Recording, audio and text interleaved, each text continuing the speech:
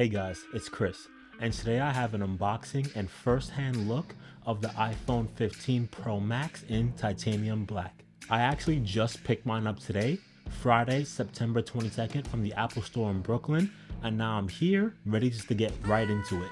I'm definitely going to quickly show y'all that experience, but you have to wait a while because I want to get right into the phone. I'm going to unbox it, go over the new features, the new camera. This is my new everyday phone, so definitely subscribe and stay tuned for more iPhone content. All right, enough talking, let's get right into it.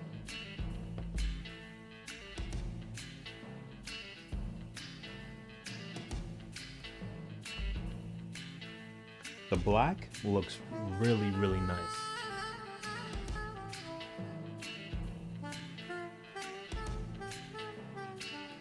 Alright, this phone feels really good in hand. The black is actually a really good color. It's actually more of like a gray in my opinion, but that's neither here nor there. It definitely feels a little bit lighter than my 14, but we'll get into that comparison in a few. Alright, we have a braided USB-C cable. It would be really cool if Apple made all the USB-C colors in the same color as the phone. Hopefully we get that next year. So for the first time in Apple history, we have USB-C to USB-C. Keep in mind that this is a USB-C 2.0 cable, so if you want anything faster or higher tech, you're gonna have to buy that for yourself. But at this point in 2023, I'm assuming you already have a high-tech USB-C cable, so you can just toss this one out and get that one in there for faster data transfers and power delivery. If I'm not mistaken, you can also charge your phone at 30 watts this year, which is the exact same as last year. I'm not too sure if this Apple cable can do 30 watts, but like I said, just buy one and swap it out. Off the bat, this phone feels really nice in hand. Whew. I'm already getting a little bit greasy with the lotion I put on, but I'm gonna put a case on this thing anyway. The USB-C is a great addition to the iPhone lineup.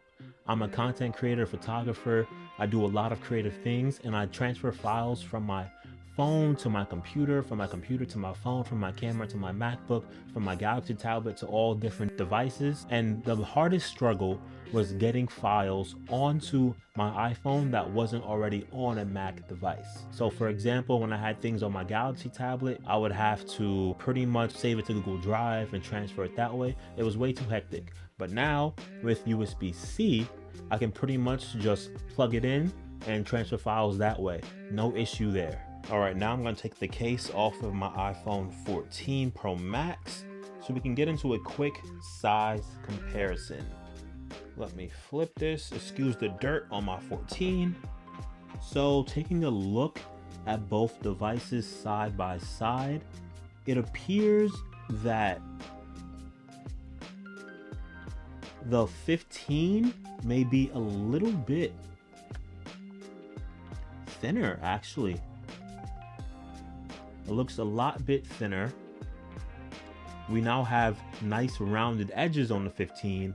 So the device overall looks really good compared to the 14. We definitely have less fingerprints due to the nice lining of the new 15. And this upgrade is actually, in terms of looks and quality and craftsmanship, it's definitely there. If you're coming from a 14, you don't really need to upgrade to the 15, only if you really want to. So you'll see the greatest difference in just overall quality and like style of living with the iPhone if you're coming from a 13 or lower, especially the 12. If you jump from the 12 to the 15, your mind's gonna be blown. But if you have a 14 like I did, you won't see much of a difference. But like I said, I'm a content creator, so the best camera I can get on my phone is perfect for me because they always say the best camera is the camera that you have. Also, I'm part of the Apple iPhone Forever program. I got it straight through Apple as soon as it released. So me upgrading doesn't really hurt me in any way. But this year, I went from the 128 to the 512. So my monthly payment is $12 higher than it usually is. But $12 is not that much, not too crazy.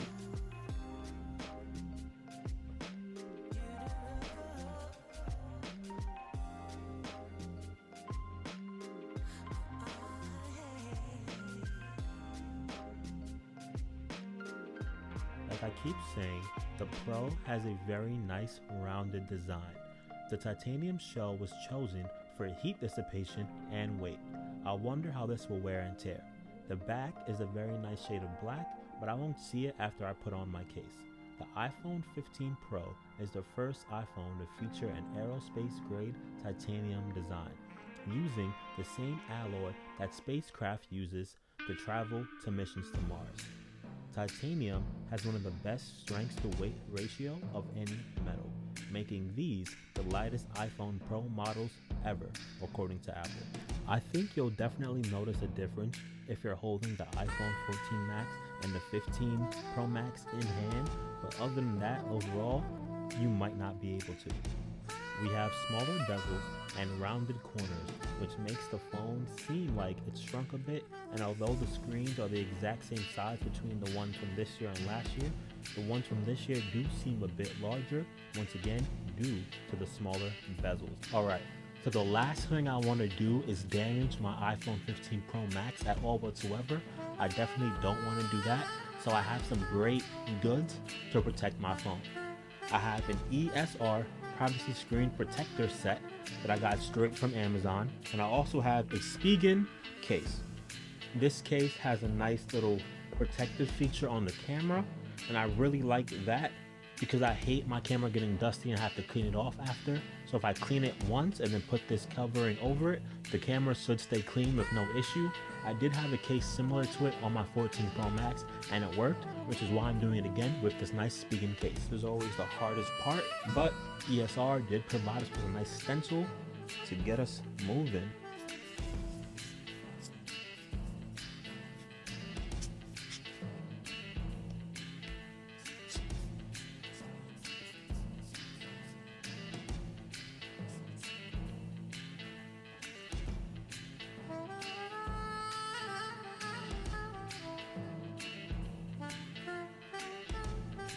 So I ended up wasting one of my screen protectors, but thankfully ESR gives us 3.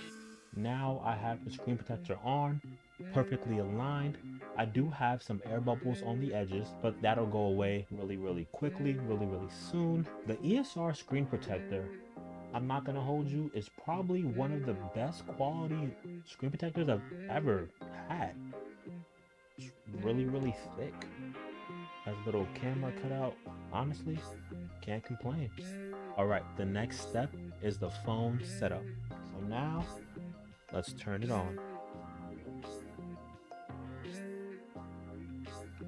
Alright, it's powering up for the first time.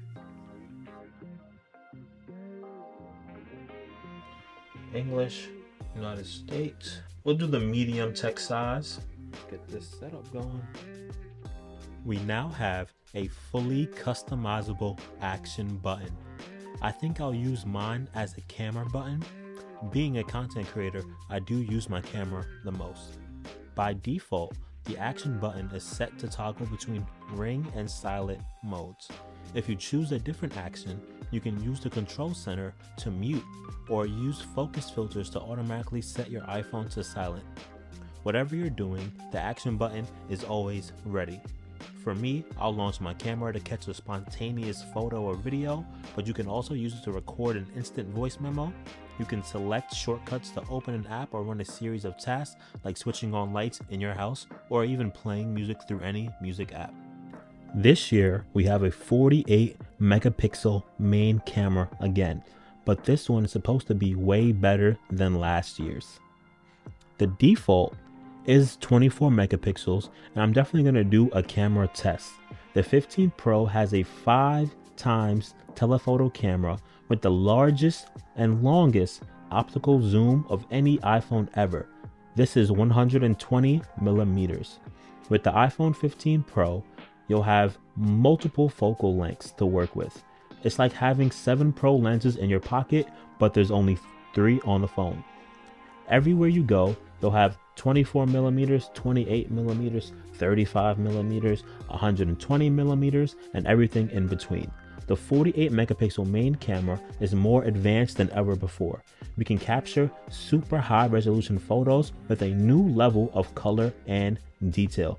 We definitely also have less light flare due to a new coating. This year we'll see improvements in our portraits, and we no longer have to switch to portrait mode. If our subject is a person, dog, or cat, the iPhone will automatically capture more depth information so we can choose to instantly see our photo in portrait afterwards with that artful blur effect that Apple is known for. We can do this later in the app with no issue. iPhone 15s, we have a nice USB-C. They're a little late, but better late than never. The USB-C is something we've been waiting for. We can now use one wire for all of our devices. We also have a new chip built into the phones, which is the A17 Pro. This chip has a USB controller for USB 3 support and up to 10 gigabytes per second of data transfer. We also don't have fast charging with the USB-C port, which sucks, but hopefully next year we'll see some changes. I'm actually traveling to Philly tomorrow for a shoot, so I'm definitely going to record a day in the life and let you guys know how that goes.